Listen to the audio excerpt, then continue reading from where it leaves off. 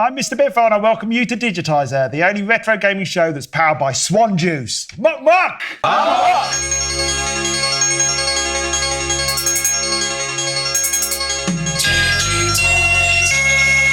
In association with Swan Juice, a real drink made from the dirty drips of swans. Larry? Hello. I've been wondering. It's been keeping me up at night. I wonder what that noise was. With the shrieking and the screaming. And I've been thinking, if only I knew what Larry's favourite gaming soundtrack was. Are you talking about an actual licensed music or actual Whatever music? you want, it doesn't matter. This is just filler. Oh, okay, well, I would like to say Grand Theft Auto Vice City, because it's got a really nice 80s soundtrack. Octavius Kitten, with your bow in your hair there, like someone. Like you just don't care. No, I'm fishing for a thing about. David Bowie. No, okay. If everyone lets me finish my train of thought, I was going to say no. It's fine. No. I'll get there.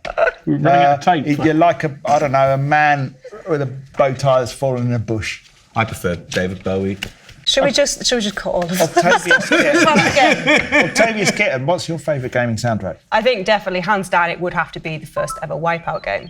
It had an absolutely boss sound. Get out. It was a bit try-hard, wasn't it? No, it wasn't. It was awesome. When I was playing that, when I was maybe about, 10 years old, wah, wah, wah, wah, wah, wah. Woo, woo, woo, woo, woo. Exact chord What play. are your favourite songs sung by the teacher out of Peanuts? Charlie says. Jenny, favourite Yes. game soundtrack? Well, following up from what Larry has said, mine is the first Grand Theft Auto. I think it's got some of the best dance music tracks ever. But you all like your dance music on this panel. I do like the Elder Scrolls as well, if that's more to your taste. I don't know. If you want 8-bit, Tetris. Paul Gannon there. What? Do you have I do. I know I go on about this a lot, but I genuinely love the soundtrack to Conker's Bad Fur Day. Apart from the fact it's rare at its best in terms of its score, and yes, it has the Mr. Pooh operatic boss song. The music, when they pastiche all the different kind of movies and things, are spot on, but also good enough to be their own unique tune. And so there's a bit where you go to a caveman's club to get drunk and urinate. The soundtrack, and it's like this really nice dance club mix of whoa, whoop-a-da, whoop, whoop-a-da, whoop, whoop-a-da, and it builds and it builds. You know there's a pattern here. Yeah. We all like our whoop, whoop, whoop. games should have more prog soundtracks? What's your dying. favourite soundtrack then, Biffo? Yeah. Echo the Dolphin, particularly the Mega CD version. Is it because it's tranquil? Yeah, it's tranquil. Yeah, it is It's very properly tranquil. new age. Phone's ringing. Pick that up. Go on. Hello? Yeah. I wasn't talking to you, I was talking to the person on the phone. the real person on the phone. Well, I'll ask him. Yeah. Paul, Yeah. when you were growing up, is it true that your imaginary friend was a fellow pervert? Oh yeah, who told him that? No one speaks about Tarquin that way. He was just peculiar. Oh, what's this? Fat Sal, the furious pig. Ah! Oh, well, there you go. Shut up! Ah! You rancid bellend! You emasculated cervix! You impotent cretin! You feeble vapour! You look like Yeah. a piece of string! Why? Because you're thin and you look white! Like you've been left in a... You look like a piece of paper that's been put on top of a jam jar! What does that even mean? You Yeah. are like a piece of grass that someone's put on a shelf! Right, no. Ouch. That's Fat Sal, everyone. Ouch. Oh yeah, that's what Fat Sal was going to say. Yeah, go on. Also, Paul, you idiot, Yeah. you can only think of fucking 3 names: Keith, Tarquin, and John. Have an imagination. Why would your imaginary friend who's a pervert be called Tarquin? You fucking Wirral. He'd be called Paul as well, like all of you fuckers. Classist. Is Fat Sal done? Yes. I can't wait to read your comments on this episode. You want to stay alive. Third gear! You better not blink. Indy 500 roars into the R zone. Are you ready? Octavius Kitten, what have you brought to show me today? Well, Mr. Biffo, I have got a big flangeling wop scallop that will make your frubes twist. And that's the end of that segment. No, let's hear about No, we it. need to talk about this. It's very important that you hear about it, Biffo. I have brought you the Tiger R-Zone, released in 1995 and then discontinued in 1997. Tiger, you probably know them as being the lads and ladies who did those handheld LCD thingamajobbers. If you're a kid and you've got no money, then you'll buy them. They did a lot of licensed stuff, if I remember. Oh, yes, they did a huge amount of licensing stuff, which we're going to get onto, actually. Ooh, exciting. So, around the time that this was released, the Virtual Boy, I believe it had already been out for a little while. And it was supposed to be not necessarily competing with the Virtual Boy, because obviously, I mean, look at it, it's a piece of trash. It was also only about, I think it was only $30 when it was released. So it's much more of an accessible console. Right. But obviously, because it was that cheap, it was very rubbish. Would you like to play a little bit of the R-Zone? Well, I can have a go. Yes! Yeah. Right, so... oh, it's so bad. That's weird in itself. Yes. It looks like... my parents used to have loads of slides, like kind of photograph slides that they'd put in a thing. Yeah, well... shine it on a wall. That's exactly how this works. Okay. So it's actually got a light in here and it's going to project onto this reflective screen. The main... LCD gubbins is happening on this actual cartridge itself, but then you have this backing plastic bit, which will have a background, like in this case, it's got some mountain. They're robust cartridges, you know, so you've got that, and now putting this thing in is a bit of a nightmare, like that. Okay. Yeah. Nice click. Oh, it's on already. Exciting, right? A little bit. Right. Oh, hello. That's it. Look how cool you look right now. I sort of need to close one eye. Oh, God. Look at it. It's so shit. I can't get it angled. It's like if someone... Yeah, so that was one of the problems with it. I might have to tighten you up. Cut the circulation to your brain. Target has been somewhat of a portable device. Right. So there's your controller. Okay, now what happens? Well, you just play the game. Okay. Firstly, I've got to close one eye to do it. This is now closed the other eye because it's pushed down over it. It's like at the end of Rocky where, you know, he gets punched and they have to cut it. I've even hit myself in the bloody thing now. Now I can't see it at all. This is the first time I played this, by the way, everyone. This is not some I'm doing this because it's funny. Can you angle this? Yeah. Oh, you can? Oh, yeah, okay. You can angle it. But even so. So what all you're seeing is the reflection of what's of the cartridge. Right. Okay, so I can press start. Yeah. Oh, I've got a kind of fighty man. Yes, this is a fighty man game. I completely forgot what it's called. But it's not virtual at all, is it? It's pointless. Don't say that. Are you not feeling immersed in the fighting game? What's happening? I press start. Oh no, there's another fighty man. Yeah, so you need to get the fighty man, right? Oh, okay. Oh no, they're kicking. Okay, I've managed to... what are they fighting with? They look like they're fighting with hockey sticks. Oh no, he has got a sword. She has. It looks like a ladle. What do you think about the graphics? Well, they're standard kind of LCD or LED kind of graphics. What about the fact that it's only a few centimetres away from your eye? Is that having somewhat of an issue with you? Yes, and I'll tell you why, because the contact lens in this eye has dried out now, and it has gone all kind of weird and... No, and she's kicking me. This is awful. I don't want to play it anymore. I've had enough. The contact lens has dried out. It pinched my hair. Okay, think about it, okay? You're not paying for a lot, are you? If you're one of those kids who doesn't really have a lot of money... But it's not virtual, it's not 3D. Yes, it's ridiculous, which is the reason why they brought out the Super Oh, Screen. Hello. So, you can play all of the games, I think all of them, from this lad on this big beefy boy. Right. Am I seeing what I think I'm seeing, which is the cartridge slot is on the bottom of that? Yes, and also the focus is also on the bottom of it. So I have no idea if this was meant to be a sort of portable version. I doubt it. It feels like you could kill someone with this. Not Can I have a heft? Yeah, absolutely. Bloody hell, that's really heavy. That's because it has... So heavy. It has, I believe, 4 D batteries. I admit, I sort of like the look of it. I like that kind of big screen. I fully expected to be let down by this, but I kind of like the look of it. Well, can I entice you with a little cheeky bit of this licensed game of Batman and Robin? What? One of the best Batman films, I'm sure you'll agree. Yeah. You need the background for this. Okay, so wait a minute. So you took the background off the other one? Yeah, I did. I assume there was a background intended for this, but I don't know where it is. So I'm just going to use the background from the fighting game. which is a mountain range. So you could theoretically put Batman in all sorts of different Oh, environments. yeah, wherever you want. Make your own. You could have him in like a Turkish bath. Yes. So, this one...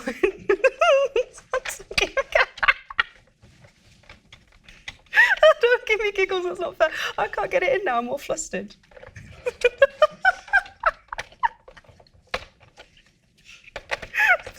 There, I've done it. It's in. Hey! Finally, that's right. weird. It is weird. Okay. Check it out. Okay, I'm liking all this. How nice is that? You can fold it up. Oh, we're in. There we go. We have a noise, boys and Exciting. girls. Look, there he is. Okay, let's have a go at this. Oh, Do you my God. Start. Okay, start. Okay, Batman walking. Resolution of the screen is so poor. Look, it's all kick. You're getting annihilated. Look, there's a lad on a motorbike. But I don't know. There's 4 buttons. Which seems. Oh my God, that back kick. Okay, we have to get this. And he looks over his shoulder like he's surprised when his leg flies out behind him. As you would be, admittedly. I think this game actually has a number of different screen type kind of bit in me bobs, really, Okay. which makes it sound really complex, but it isn't. Right, I'm turning it off. It's I've an had enough LCD. of that. Are you not very much enjoying the music? No, I don't enjoy anything about it. Well, okay. Doesn't even close as you properly. can tell, this was a little bit of a failure. After this, they actually released a pocket version as well. Can't remember what that was. Flogging a dead horse. Yeah, there was a 4th version. Yeah, the 4th version was actually a PDA version. So Wow. you had like a calendar, a calculator, that sort of thing you on it, and you could also play games on it. So And they were all what more called do you want? R-Zone. Yeah. What do the R stand for? I think we can guess, can't we, everybody? Rubbish. The rubbish zone. That's what that is. It's a load of rubbish. And that was show and tell. Thank you, Octavius. From out of the R-Zone comes something so big. It glows. It's humongous. It's the R-Zone Super Screen, the biggest tabletop cartridge game screen you've ever seen.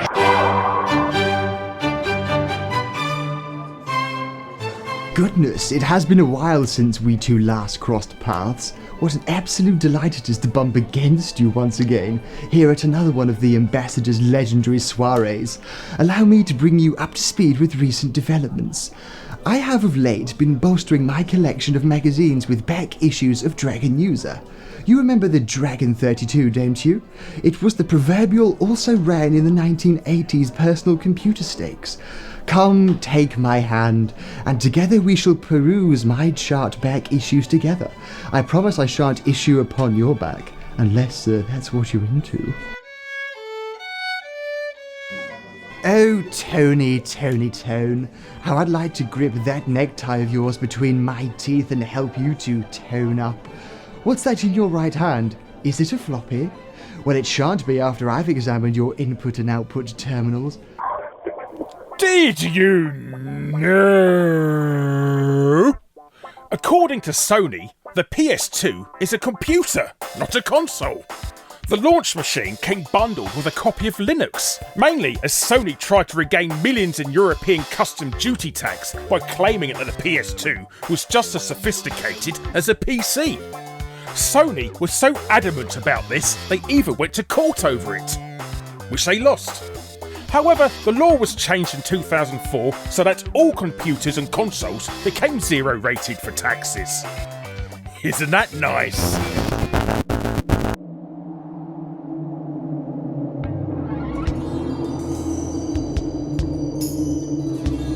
This week's game is entitled Prog Rock or Psygnosis.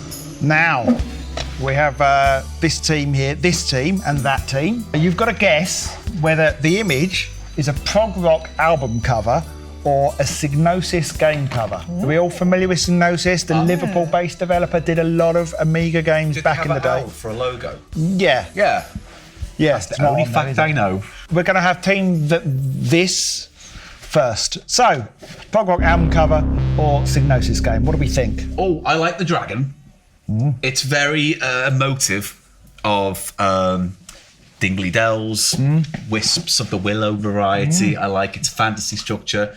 To me, that screams prog rock. I see, to me, that feels very gamey. Dragons, In the mountains. You're also right. RPGs. Let me give you a little hint here. Oh, all these covers are all done by Roger Dean, the artist. So there's continuity between all the images. Yes. That makes it super tough. Then I'm going to say that's the inner sleeve of an album. Jenny, do you concur? I don't concur, but on the basis that we're a team, and I don't know, and I would have to flip a coin, we'll go with it. All right, prog rock or Psygnosis? The answer is... It's a game. It's a Psygnosis cover, Barbarian. Wow, I've never seen that I've never seen Barbarian that. cover before. There we go. However, it would make a great title for a prog rock album. Barbarian. Barbarian, with their latest album. Dong, dong, Barbarian, Barbarian.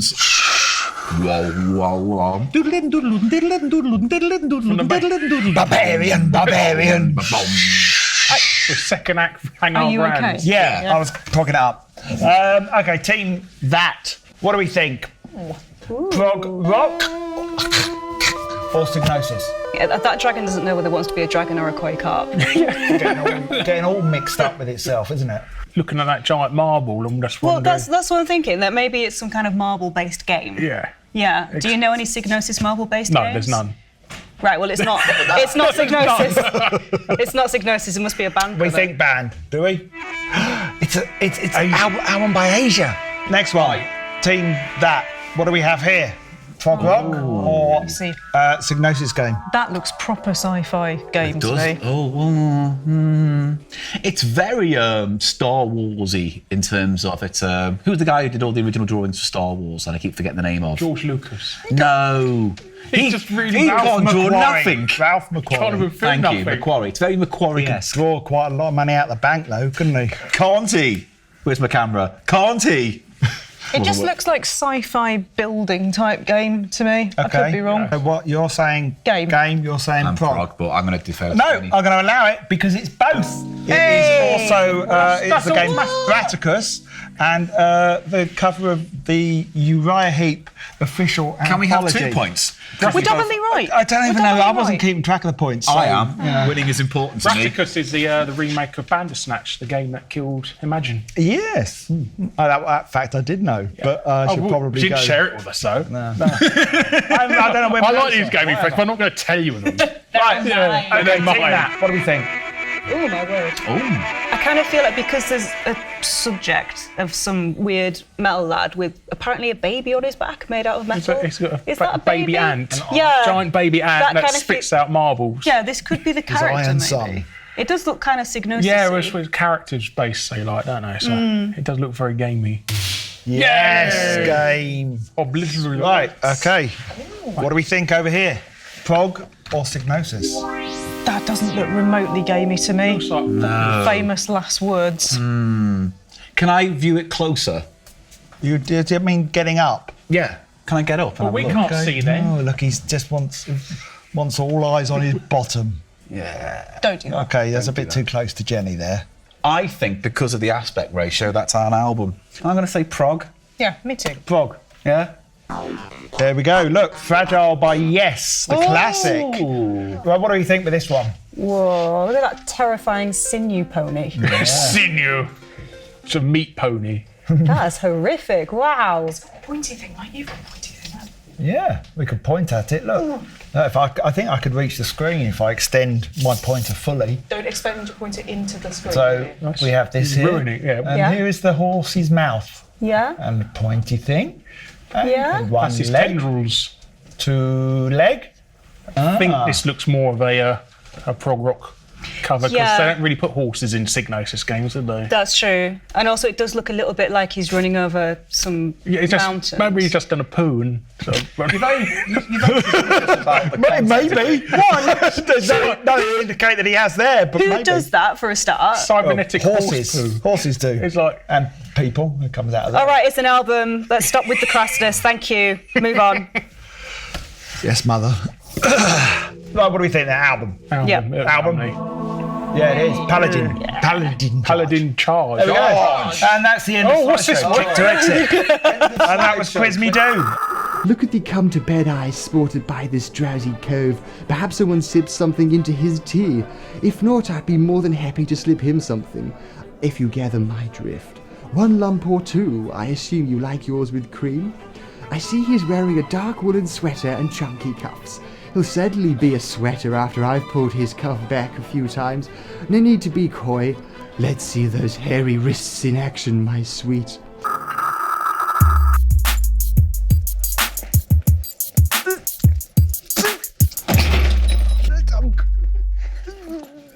Yeah, cool, kids. Drop the beat. That's enough. Oh, God, camera. Oh, yeah. Yeah, YouTube with the cool kids. Look, I've even got a tattoo now. How cool am I? Oh, yeah. Today, I catch me back on motion sickness. Genuinely have. Me inner ear's gone.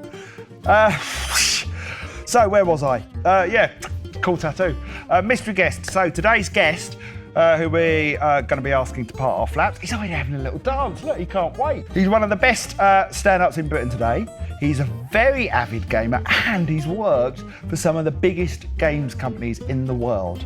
Imran Yusuf, would you please part our flaps? There he is! Thank you for coming. Oh, Good absolute to see honour you. to be here. It's a massive pleasure. You hear that? He's honoured. So, Imran, we're going to have a little play on the machine that we have behind us Awesome. here. What have you chosen for us to... I've chosen one of my favourite games of all time, Killer Instinct. Oh, Killer Instinct. You first, sir. Bye. See you in about a second. So, Imran, here we are at the machine itself. And you've gone for Killer Instinct. I have. It's a bold choice. It is. And for a lot of Nintendo fans particularly, we were promised something on the N64 that we never got. Yeah. Because it was meant to look like what you're about to play. Yeah. And it was a bit Well, different. when Killer Instinct Gold happened on the N64, they went for a different art style and it didn't quite look the same or feel the same. But when this came out in the arcades, especially with the, coming to your homes in 1995, only on Nintendo Ultra 64, that it just blew our mind. And it was very different to the other beat 'em ups. It had its very own unique style. Street Fighter had great music. Mortal Kombat, I don't think it had any music. That you can remember. Yeah. Killer Instinct had phenomenal music. Thank you, Graham Norgate. You're a genius. And great sound effects, a whole different combo system. It wasn't trying to be like them, although it took things that Street Fighter and Mortal Kombat both did and offered new ways. There was a unique combo system where you could use your own ingenuity to make your own combos and figure out how to do things with really high hits. They had their own fatalities, and it just seemed so robust and so rich. I just fell in love with it the moment I saw it. It blew my mind. You've almost convinced me. But let's see if you can convince me some more by playing some while I hover over your shoulder. There we go. So, okay, you've gone for Orchid. Yeah, I'm going to get her in red. Why Orchid? Because she is a good entry-level character to play and probably the person I can do the highest combo with using arcade joysticks. How much do you know about this? Because there was big talk about it being Silicon Graphics that it was developed on or was going to be running on. Was that the case? So this was, Rare made this. They had a Silicon Graphics Indigo machine, I believe, and it was off the back of that they developed this ACM modelling that they used for Donkey Kong and for this. They figured out a way to, create these great 3D characters and then pre-render them so they'd work on this arcade hardware that was provided by Midway, who I used to work for. Yep. Whoops, here we go. All right, let's get some Ultra Combo going on. Come on. Give it. Wow, look at that. So you sit back, photorealistic relax. blood. Here we go. Oh, nice. Oh, and I tried to catch her on the juggle. Ultra 35 hits. Not bad. She's happy. Supreme victory. And this is it. When we saw stuff like this, we'd never seen this as a kid. Oh, I'll get to put my name in. It does have that. I think what put me off slightly, it had that sort of Lawnmower Man sheen to it. Okay. Where everything looked a little bit chrome. And I don't know, I'm just fussy when it comes to my aesthetics. It was very different from what Street Fighter and Mortal Kombat were doing, and we'd never seen this kind of fluid. Combo breaker, cheeky. No. As a 15-year-old kid, when I saw this, just the graphics were beautiful beyond belief, and I just instantly fell in love with it, and the combo system as well. So I'm just trying to remember, you can do things like auto doubles where you jump in with a hard kick and then follow it up with a medium punch, and you'll get a. There you go. You played this a lot back in the day, didn't you? I did, and on the Super Nintendo, I became really good at it. I'm a Nintendo hardcore fanboy. Yeah. And what's really weird is I ended up working for Sega. I was failing at university because I'm not academic at all. I set myself a challenge of if I can get a job in the games industry by the end of the summer, then I definitely won't go back to university. And I was reading a trade paper, MCV, and there was an interview there with a guy called Metro Mustafa, and he used to be the Nintendo Challenger champion.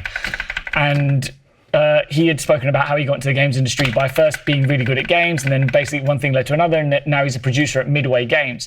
And something about his interview said to me, if I could speak to this guy, he'd understand me. And I sent him a letter, and he offered me basically a chat, and then gave me a job. And then I bounced around from various companies like Argonaut, Eidos, Sega. Europe was a big one for me because I did a lot there, and I got a lot out of working there as well. And I miss it really weirdly. Like, as much as I love being a stand-up and I get to travel the world a lot and do bits of TV and things, Riptor is really hard. I can tell.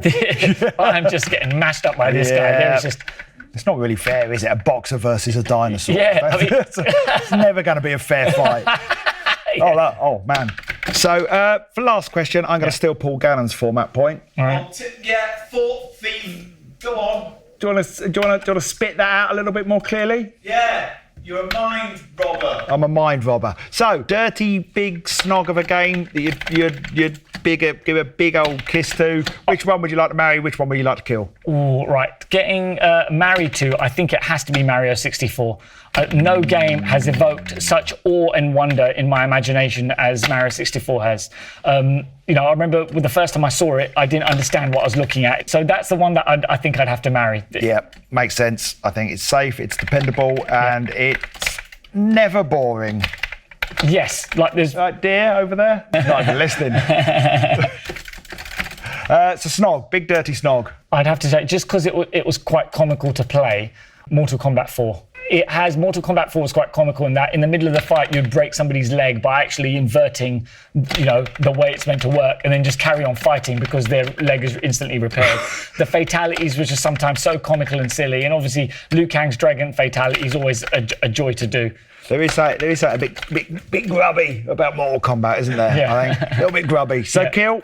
And to kill. I'm just trying to think of a game that made me. See, maybe you don't. Maybe you love all games. No, there's definitely been some that have. For all of us. There's definitely been something that's out there that's upset me so much. Going, how dare do they make this? How like somebody was employed to make this. But I can't. It might have been something I worked on, so I'm not going to say. Okay. I'm not going to say. Well, that's fine. So if you have worked with Imran, he hates all your games. Imran Yusuf, it's been an absolute pleasure having you here. Thank you so much. Thank you. That was in sync. Hey, Imran. Thank you. Ooh, the Silver Fox is doing his accounts. I do wonder whether he's using an Excel spreadsheet. If not, I'd be happy to demonstrate how I excel at spreading myself on the sheets. Perhaps we could work on his books together. Though I should warn him that I've been known to make the occasional double entry. Let's just hope he's projecting for inflation. I have a feeling that his assets are only going to increase in the very near future. These days, video games pride themselves on letting you be good or bad if you wanted to. But back in the day, we liked our bastards pure and simple. So here is my personal top 3 bastards in video games. In 1986, Gremlin Graphics released the game Jack the Nipper, apparently based on a cartoon strip in the UK called Sweeney Toddler. In the game, you play a little naughty baby, and somehow you're allowed out on the street to get up to all kinds of naughty hijinks, from scaring cats, using weed killer to destroy a lovely flower bed, and carrying your pea shooter around to get up to all kinds of naughty mischief. It's a lovely Beano-esque game. Next on the list is How to Be a Complete Bastard, based on the book of the same name from 1987, released via Sentient Software. In the game, you play as a naughty man who goes to a party and decides to get 16 of the guests to leave, and you can do that via simple, harmless pranks, all the way up to attempted manslaughter. You have a toilet meter, which means you can go poopy or wee-wee if you want, and also a fart meter, so you can let off eggy woofers in the party. It's not that good a game, but if you want a slightly more adult version of Jack the Nipper with drugs and booze and alcohol and violence, give it a go. And finally, my favourite bastard in video games is Conker, from Conker's Bad Fur Day, released in 2001 via Rare on the N64. It's a lovely little action platformer, bit of a genre hopper. You play Conker, who's a squirrel, has a big night out, wakes up drunk, lost, and you have to find your way home. Simple, isn't it? No, because along the way you're going to meet a lot of weird shit, like a singing poo, an alien, and Omaha Beach. That's tasteful. So if you like a game where you get drunk and happily sacrifice a cute little baby dinosaur just to advance your own objective, then give this one a go. It's one of my favourite games. We choose to go to the moon in this decade and do the other things, not because they are easy, but because they are hard. Because that goal will serve to organize and measure the best of our energies and skills. Because that challenge is one that we're willing to.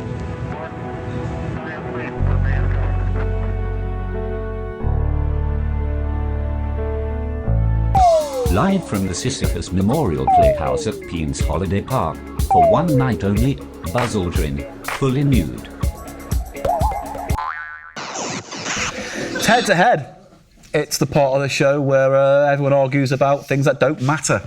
So let's talk about this today. We're going to talk about two very famous home computers of the 1980s. The Commodore 64, represented tonight by Team A, who I'm calling... Don't look at my herpes book. Team A, I'm calling you Team Lookin' Magazine today, and you'll be defending the Commodore 64, right? Paul, look. Simple. Excellent. Team B, you will be defending the mighty ZX Spectrum. It's very exciting. And I will call you Team Fast Forward Magazine, the BBC alternative to Lookin'. Team Lookin', what's your opening gambit? What's the big seller? Why should this be king? It's the biggest selling home computer of all time. But even to this day. It was so innovative. It was the first computer to have a CD-ROM drive. Really? Therefore, creating multimedia. It coined the term multimedia. What's your opening gambit on the ZX Spectrum? It was the computer that defined British gaming in the 1980s. Yes, in what respect? Like, for instance, you can't say to me, I'm the best lover in the world, without proving it to me. Ooh, simple as... Because it inspired a generation of game developers. Yeah. The games you got on there were more imaginative. Okay, I thought you were going to say like French then or something. More imaginative, where you have ideas under the sea. What would you say to that? It had been purposely designed so that they're able to have, a smaller amount of components but still provide the right amount of performance. More popular in the UK? Yes, that's right. Yeah, the Spectrum was considerably more popular in the UK, even though the Commodore did all right here. If you bought it, what were you buying it for? Games. I will say this, just from a personal point of view, very satisfying. Okay, but are we talking the first model of the ZX Spectrum or the Spectrum family? Spectrum. Oh, well, I don't know how... Clicking your fingers at me, you rude man. The other family. You're being sassy. Don't go there, girlfriend. Yeah. Which was prettier? Is the Commodore prettier than the Spectrum? Probably not. Look how yellow this thing is. Speak about the brown. Yeah. Pardon? Do we have to? Yeah, you have to. It was a spectacularly brown console. The graphics, I mean, the Spectrum was vibrant, it was alive, it was colourful. That was just brown. All the graphics looked like they'd been stirred with brown paint. So what were the big games for this then when it came out? Probably Ocean arcade ports and stuff like that are normally better. What about your games on this? All the Ultimate games. Yeah, you also had more recognisable characters on the Spectrum, I think. I mean, you had Horace, for example, who is an abomination, but he's still recognisable. Jack the Nipper, Manic Miner. Monty Mole as well. Monty Mole. What did Commodore leave behind? The Amiga. Oh dear. Oh God, we've just lost, thanks. Yeah. That, because it's a homebrewy kind of thing more than that maybe opened a few doors for a bigger name. No, he got the QL after that, a massive flop. What you got after that was the entire British games industry. Give me something that will make me go, oh, I should win. It was the first time I fell in love with games. It was my first love. Without that, we would never have had the very show we've got Exactly. right now. You can't really argue with that, can you? Even though you bloody will. I won't. For once, and maybe the only time this series, I'm on your side. Yeah! But you haven't heard our story. I know. He doesn't need to. I might not need to, but do you have any moments, any emotional moments? because it was so much more accessible. People who were perhaps not in such affluent families, they were able to afford it, and you're able to play games Don't and learn. say plebs. You know what? Forget it. With that remark, that classist remark, Spectrum wins this. Yeah. Yes. And quite right too. Congratulations, Team Fast Thank you very Forward. much. Unfortunately for Very you, Jenny, biased. you're on a team with someone who supports the upper crust. She had a BBC. I don't know. That was head to head. Thank you for joining us.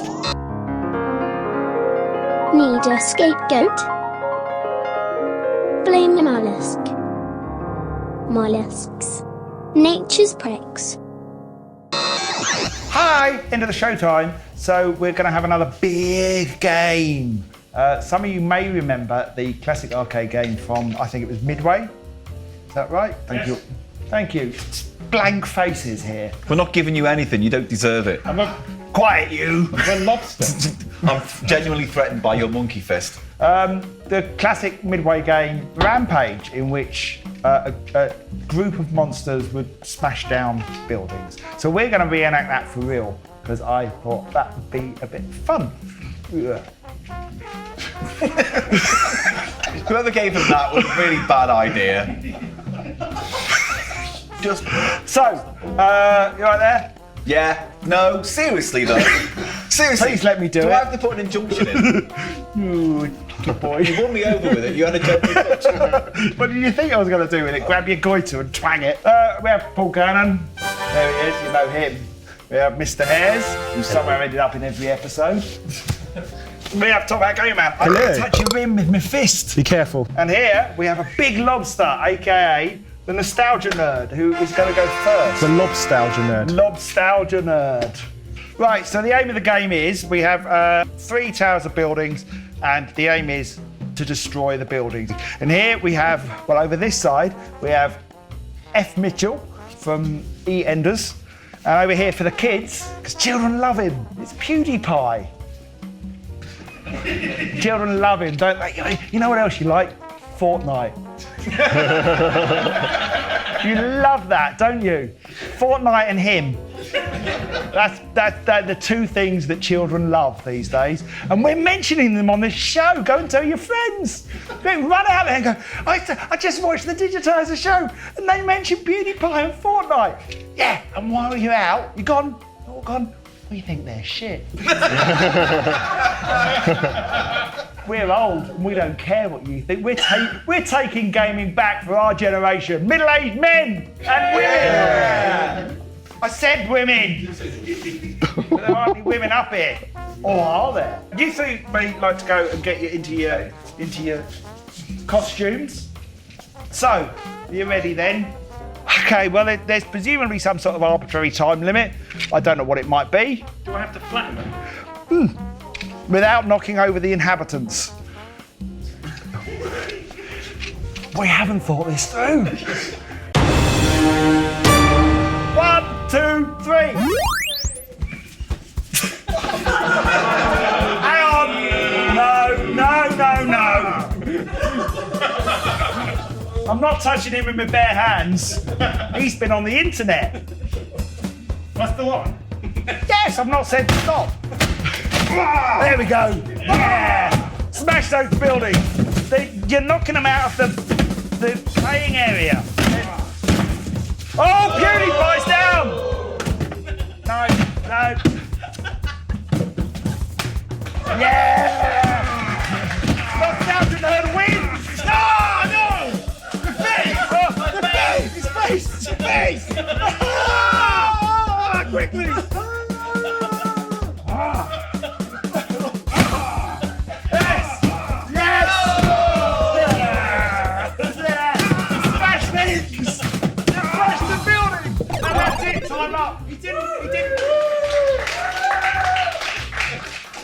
He didn't really flatten any of them.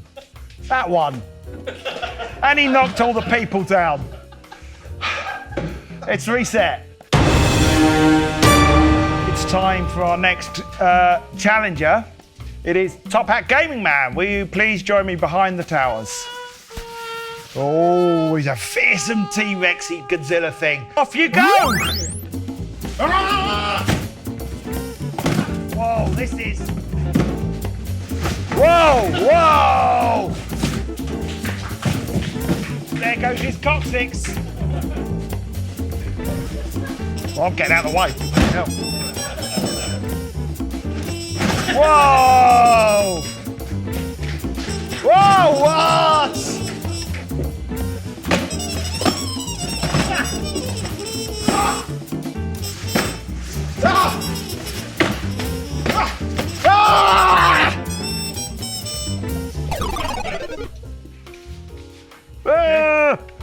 Okay. Yeah, well, I think that was fairly conclusive. Well done. You may now go and de-Rex. Thank you. I feel much better now. Thank you. We'll have a little... Okay, and our next contestant is... It's Mr. Hares as Slenderman. Whoa. And destroy that city. Oh, look at his magnificent egg sack on the back of his head.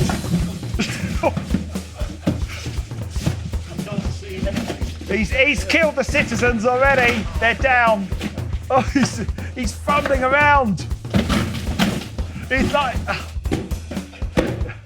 He's making sweet love to that tower block. That egg sack's gonna be full. He's swimming! Oh. It's just like that popular meme, Slenderman. Yeah, that'll do. Unless you just want to writhe around some more. Oh, well done, Mr. Hares. On, Slendermaning! City's been reset. We've got new citizens, Man from Del Monte and Dinklage. It's time for the next challenger. It's the Paul Gannon, the big baby. Hey. I've done a big poo. You've been swallowed by the baby. I think you're going to be the poo next. Hang on. Off you go. Oh, what a move. What a move. Oh, and the citizens are still upright. I hadn't seen this coming. This is something else. He's tearing the buildings apart with his bare hands. He's now, oh, baby's over. Oh, Dinklage is down. Dinklage is being pounded into the ground here. Oh, go Gannon. Go, baby. Oh, my God. Oh, flying kick. The most exciting thing I've ever seen! What am I doing with my fucking life? Last one, come on now, baby. Good baby. That's it, time up.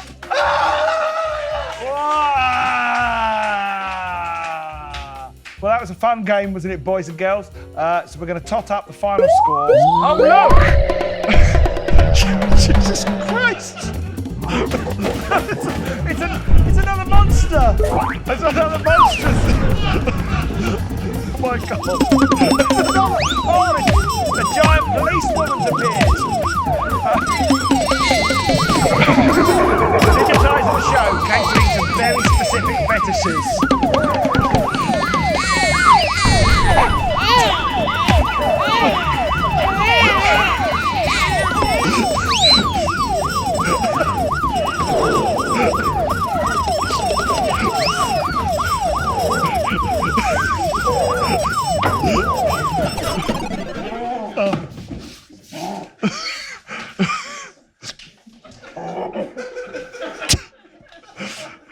You done? You finished? Yeah. He's finished, ladies and gentlemen. And that was another episode of Digitiser the show. Bye-bye!